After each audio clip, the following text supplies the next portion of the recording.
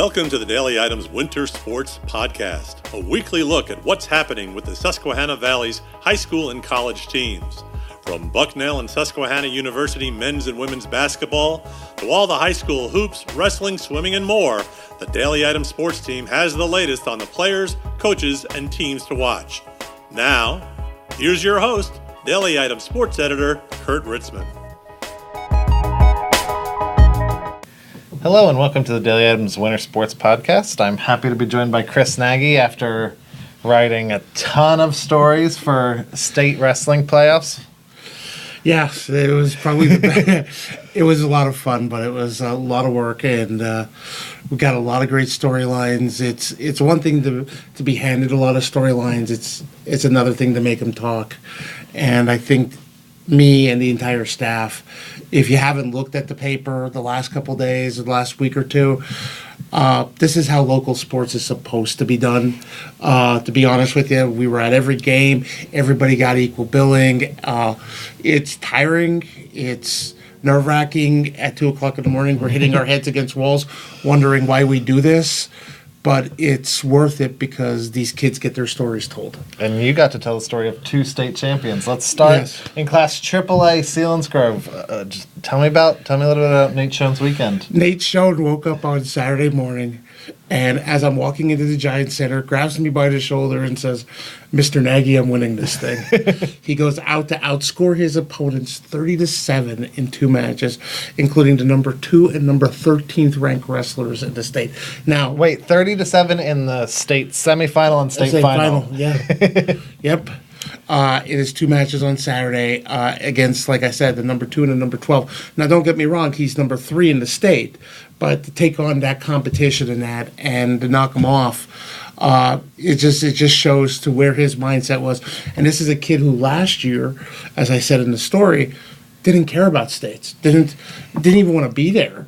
And he placed 7th or placed 8th. He didn't want to be there last year. And this year just was he realized over the summer he missed an opportunity, and he wasn't going to let this one slip through his fingers. Now, state sophomore at 220 or state champion as a sophomore at 220. If you were, in that room with Nate and Seth and Coach Seth Martin, what would you tell him to get better at anything for next year, or just keep doing what he's doing? Just keep doing what he's doing, because 220 is where he's going to stay for the next 2 years. I don't see him anywhere going near 285. Okay. And he's just going to go out there and he's just going to. I think he needs to get a little bit more diverse on his feet, but he said that himself, and he's going to work on it during the summer. So, I think the last 3-time state champion the Valley has had in AAA was Jeff Walters from Shikellamy. So that's going back to when I wrestled. So there's the possibilities there for Nate. Other state champion finished an undefeated season and helped his team take home the team title at the individual states as well, and that's Gage Garcia from Southern Columbia. Huge monkey lift off his back. Imagine having to go home every day to a 3-time state champion, and you've placed 5th and 3rd in your 2 trips there. You could see that just everything. The color come back to his face. You just could see him just like, yes. And what a great moment. Him running over to the thing, his mom, Melissa, crying, his brothers, all 3 of his brothers there, and then his dad jumping from 3 steps into the pile, kind of like a mosh pit. This is what state wrestling is all about, when you get to see moments like that. Gage was just... and he's done it today. We're filming this today. He's actually in surgery right now. Oh, yeah. So getting his gallbladder removed. So, and he wrestled with that problem and that pain all year.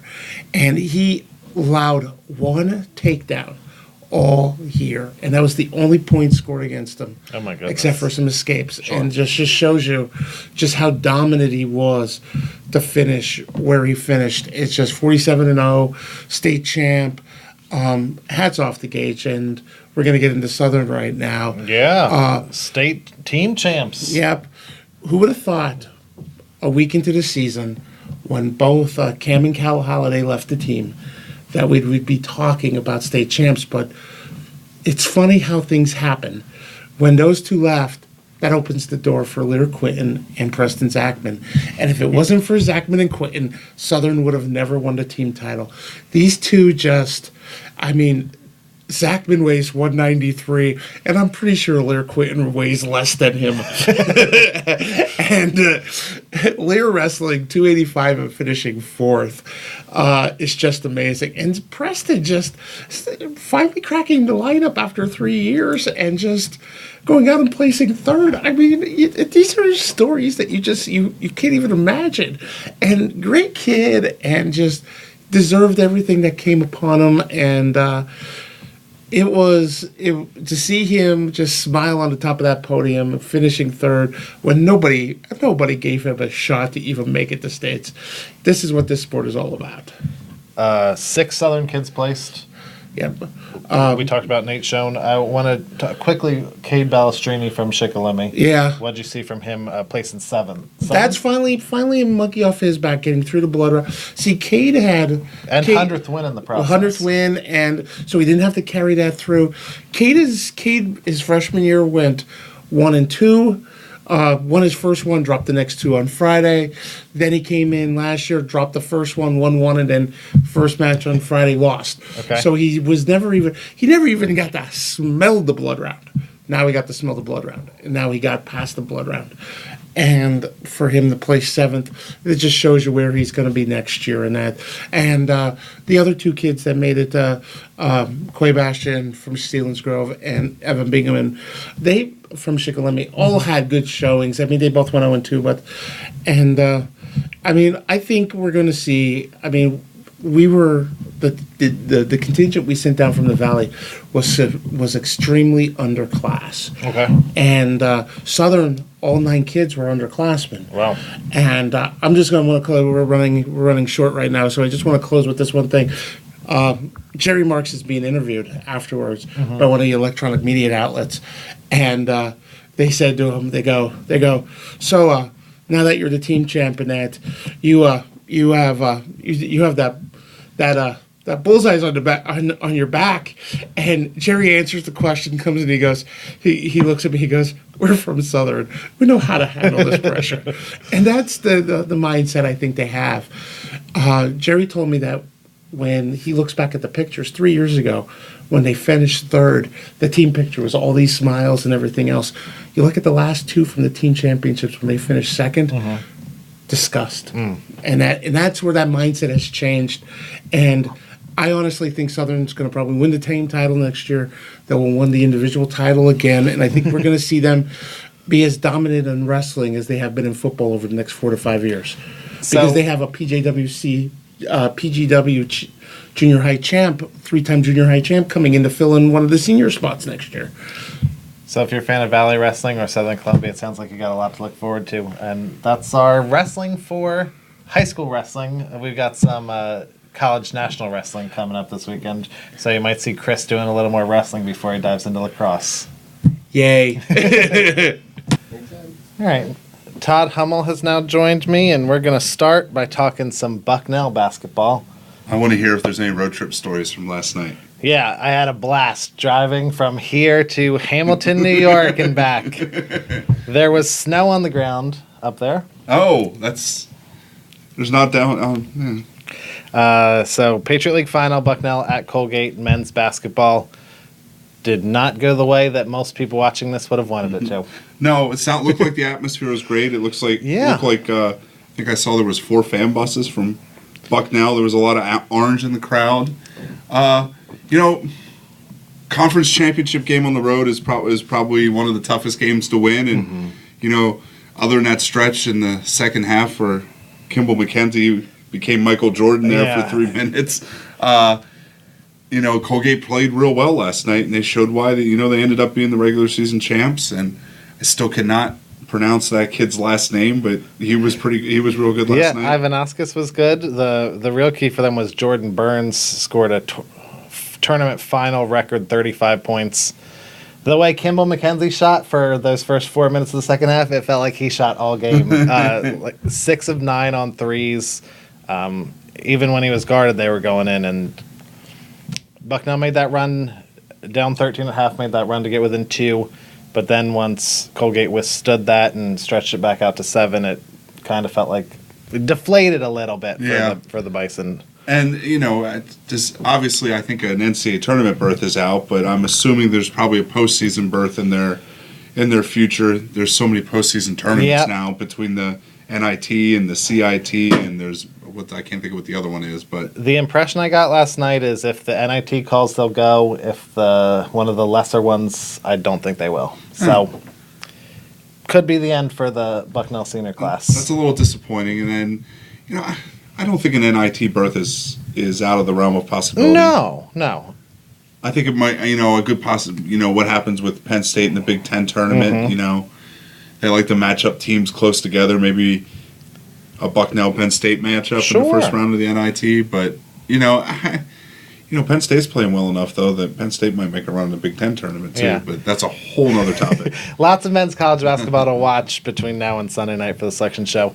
Lots of women's basketball left. When I finish filming here Thursday night, I'm headed to Bucknell to watch the women host Holy Cross in the semifinal. If Bucknell wins tonight, they'll host the Patriot League final. That's noon Sunday in Soika Pavilion if you want to go, on CBS Sports Network if you want to watch from home. Tonight's going to be a tough matchup for them. Holy Cross is one of only 2 Patriot League teams to beat them this year, and the Crusaders play Bucknell tough. Yeah, and Holy Cross, it's been a long time since I've seen a Holy Cross women's basketball game, but it's still Bill Gibbons. It was Bill Gibbons. He's suspended right now? He's suspended right now, but it's still the Bill Gibbons system, and that is, that's given Bucknell fits for 15 years, and I think this is an interesting matchup for him. If you saw that shot on the internet that girl hit to win the game a couple weeks ago, Bucknell probably has watched that a couple times over these past couple days. I also saw a film of them all shooting half-court shots today to end their warm-ups today. Did anyone hit that you saw? Kate Walker, somebody else, and one of the managers. Nice. But it looks like they seem to be pretty loose, and that's probably a plus going into this game. And I think that I think at the beginning of the season we probably would have said before the men started playing so well that this was Bucknell's best shot at an NCAA tournament berth, and I really think that they have a real good shot at this. Yeah, I think if the Bucknell women play their best Thursday night and Sunday afternoon, they'll be going to the NCAA tournament for the second time in 3 years. And now the issue is avoiding the UConns and the Louisvilles of the world in the first round.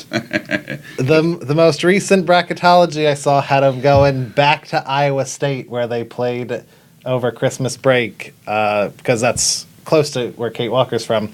So for a regular season rematch of a game, I think they had a chance. So that could be interesting. Hey, and it's back in your neck of the woods. Yeah. You can drive out and cover it. And, we'll see. And not have any problems getting there. And we'll see. Kurt's going to beat me when we get off air.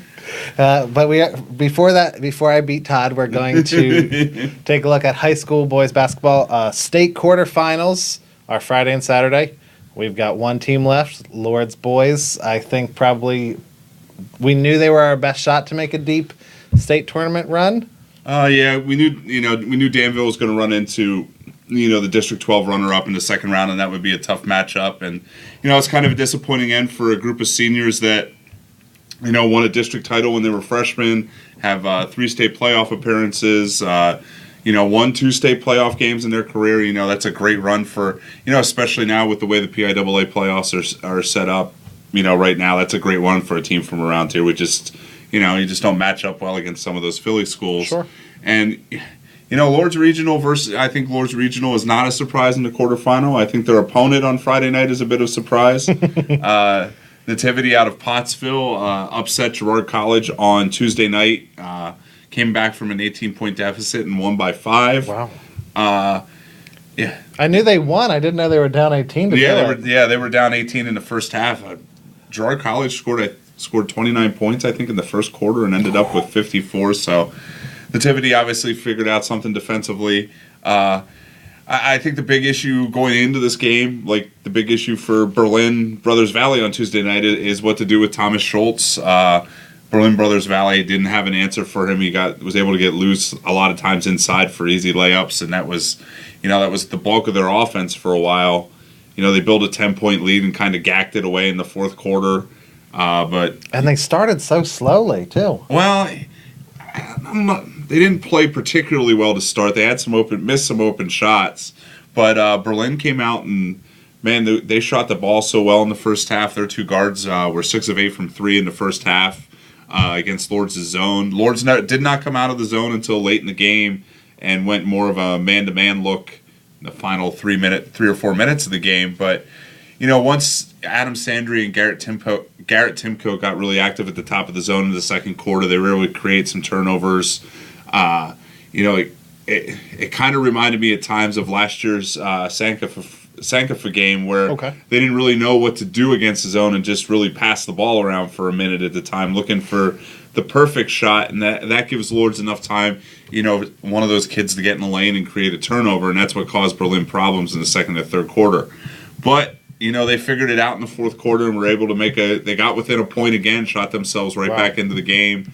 But Lords was able to make some plays late and survive 1 of 5 foul shooting at one point in the fourth quarter. With good defense, stopped 2 late 3-pointers and ended up with I would call it a goofy foul. It was a foul, but foul 3/4 court from the basket with 0.4 of a second and had to survive another 3-point attempt after a long story. And, I think that's probably a good learning experience not to look ahead of somebody. This is a team they beat 71-59 back on January 22nd. But, we're 2 games away from the state final. You can't afford to, to look past anybody or even to look ahead with a rematch of a team that probably, you probably think is going to win the other half of your bracket in Sankofa Freedom. So, what does Nativity have to do to? I mean, 12-point game. It's not like Lords blew them out, but you got to think they're looking up at Lords in the Schuylkill League. They're looking up at the state playoff success Lords has had the past few seasons. It comes down to, Lords didn't shoot well at times against Berlin, but if Lords isn't shooting well, Thomas is good enough and is experienced enough to combat some double teams and get his points. Mm-hmm. You have to hope Lords doesn't shoot well, and you have to play good defense and, hold Thomas to 14 points and hope he doesn't get to 24 or 28, where he does his most damage. And, they have one 6'2" kid.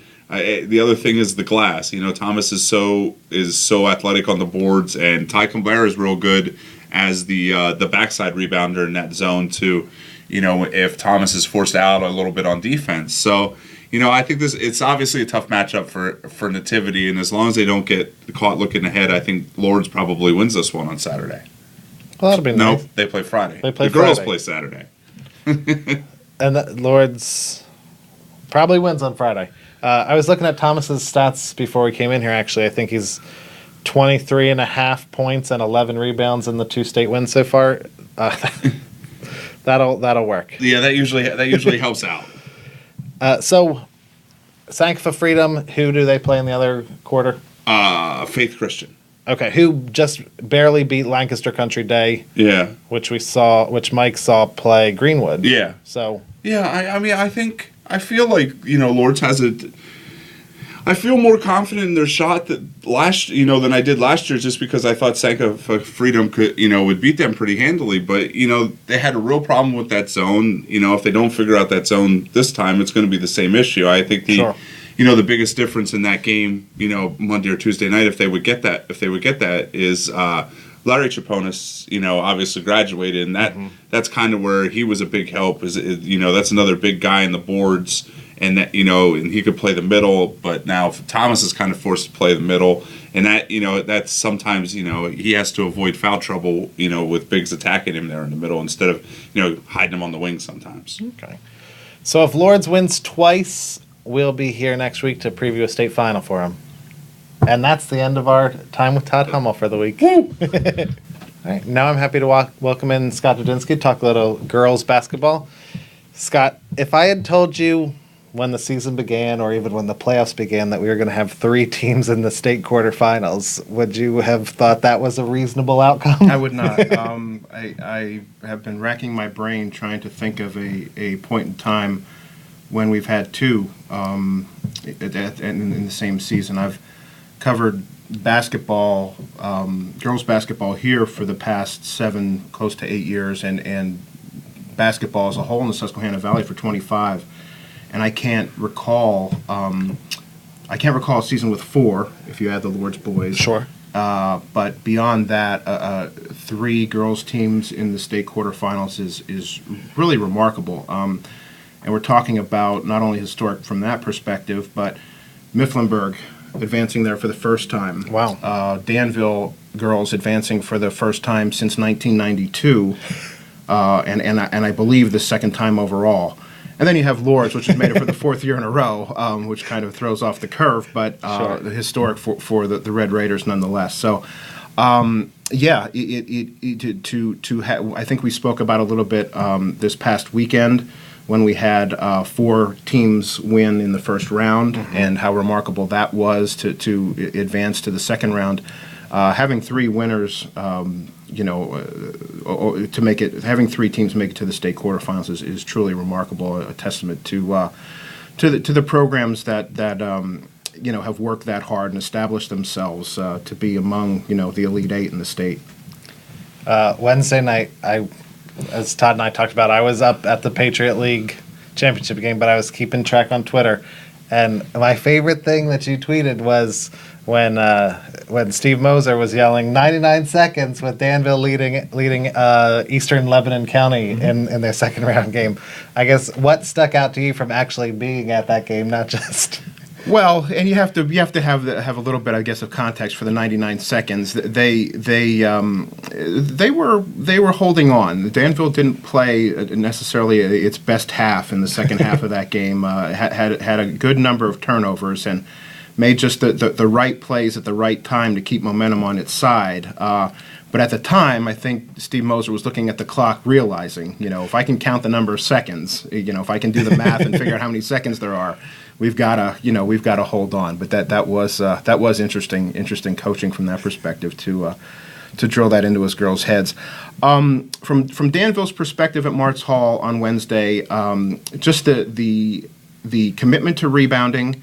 They will always have that commitment from Karina Petrus and Clara Coombe on the inside. But the fact that everybody was looking at the boards, the guards, Olivia Out, a sophomore, Emily Heath, a junior, Lene Williams, a junior, everybody was looking at not leaking it back, trying to get on defense or stop transition. They were all looking at for the potential for a long rebound, to keep possession if they're on offense, obviously to gain possession if it was a defensive board.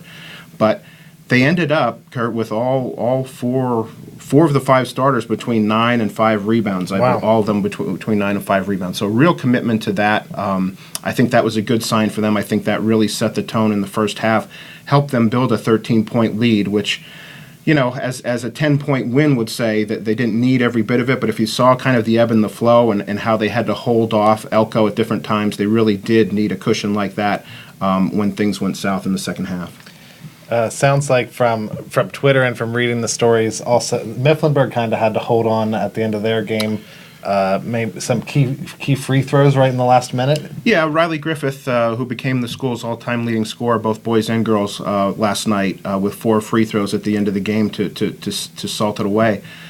The thing that sticks out there was those 2 teams, Mifflinburg and Kennardale, met in the first round of last year's state tournament, and Kennardale was pretty much head and shoulders better and played a better game, and I thought was the better team. I thought Mifflinburg really had to play well to challenge in that game, and I didn't really have a good gauge on what their prospects would be for last night facing that same team.